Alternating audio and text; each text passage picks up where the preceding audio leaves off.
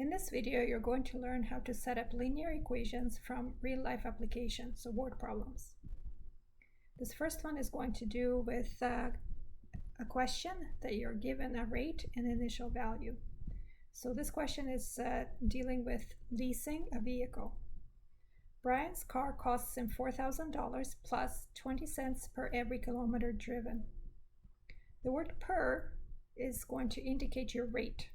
We're going to record it as a fraction. So 20 cents, so put a dollar sign, per, so this line for division, 1 kilometer. We know that this represents slope. Rate is the same thing as slope, and slope is rise over run, or change in y over change in x. Labeling it this way allows us to easily distinguish what the variables are for the dependent variable y and the independent variable x.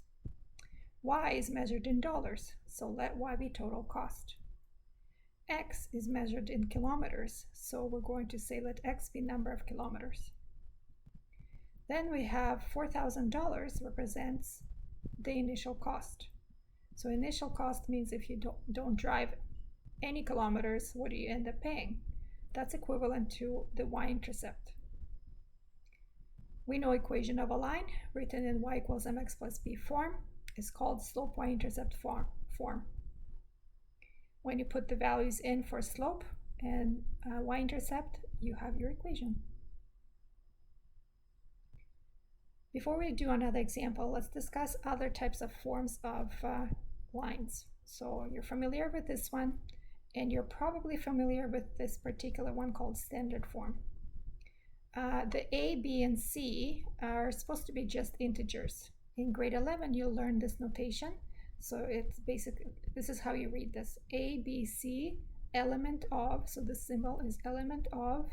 Instead of saying Z, you'd say integer, set of integer numbers. We're now going to do an example of standard form. We're going to actually do something else. So this particular form you may not have seen in grade 9. It's called a point slope form. Let's discuss where it comes from. It comes from the slope equation. We all know that slope is change in y's over change in x's.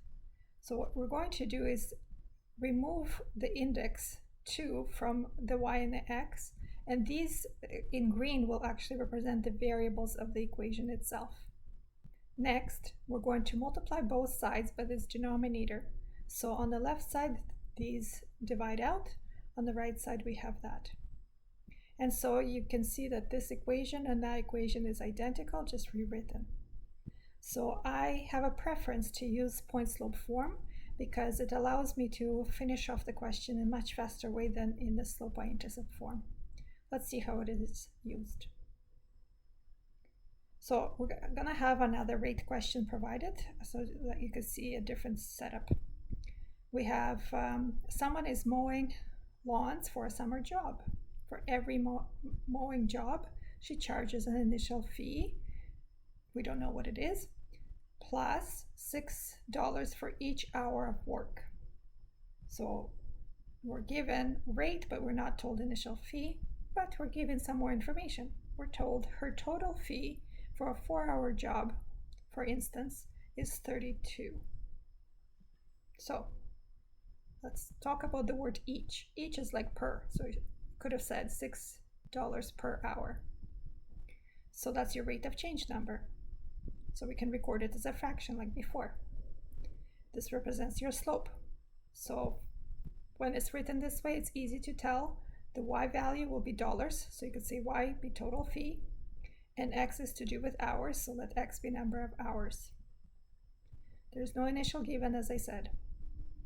But this information in the last sentence is actually a point provided for us. So the 4 is going to do with hours, so you could put it in front of comma, and the 32 is to do with dollars, so that's why you could put it after the comma in the point.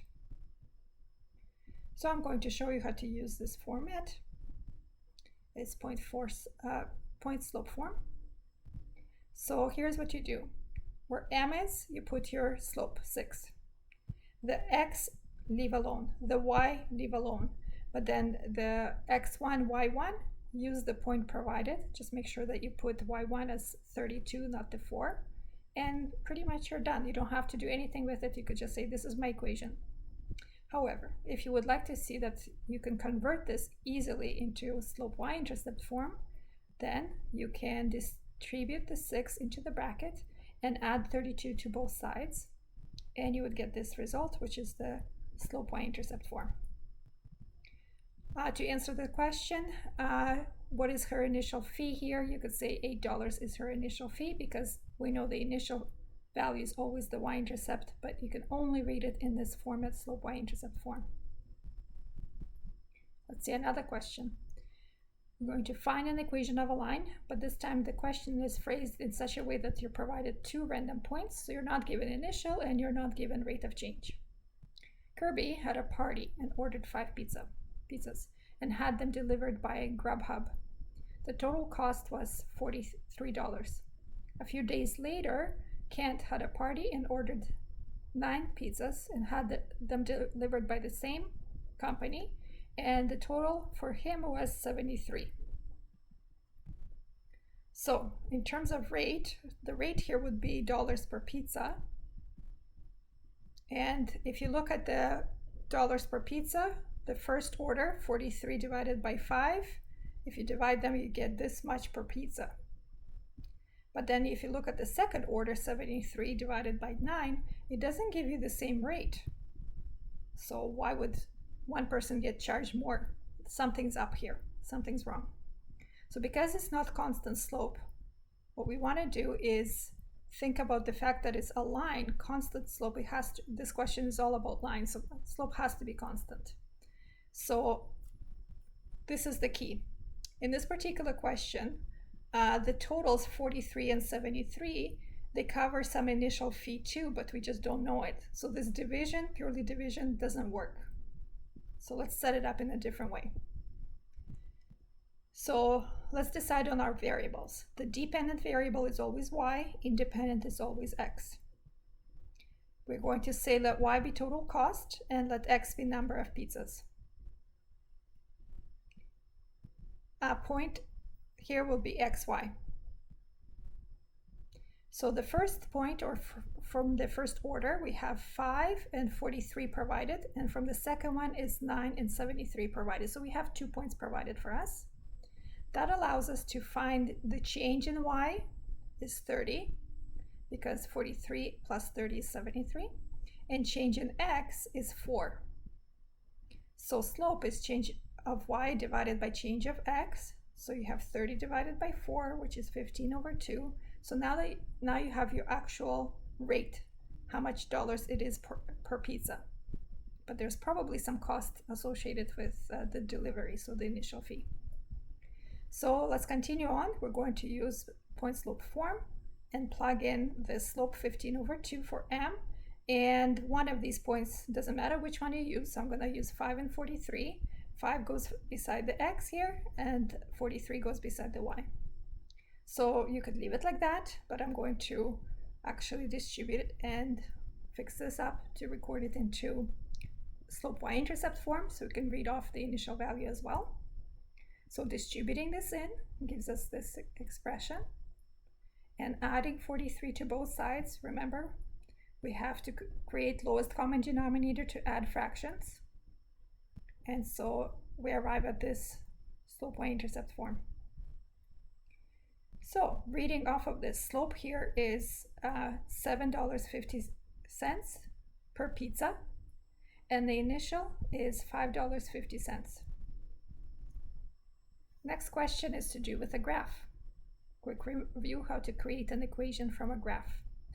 Notice we have the title of the graph represents bank account. The y values is amount, so probably amount of money you have in the bank in dollars. And on the x-axis we have time, which is in months. So you could use either one of these. Let's start with slope. Slope is rise over run. So it goes down. Don't just say 1, 2 squares. Look at your scale. It goes down from 60 to 50, so it's going down by 20. And a run is 1 square, and the scale is actually 1 on the bottom. So down means negative 20 over 1. And then y-intercept, the b, is where it touches the y-axis, which is 70. And so you could record it into that form, or you could record it into the point slope form. And with that first version here, I use negative 20 for the slope, and then I use 0.160. So that's this point right here. And for the second version, I used 0.070, so I used the actual y-intercept. Either or, there's infinitely many possibilities. Don't forget, for your word problems, always have to state what the variables represent. So here, let x be months. We can look at it from the x-axis, and let y be total dollars in the bank. Okay, so we have, let's interpret what this slope actually represents. So slope is change in y over change in x. So we have a negative value, which means that we're losing $20 per week. So I guess you're taking out $20 a week and using it on different things. And then the 70 is going to represent how much money you have at the start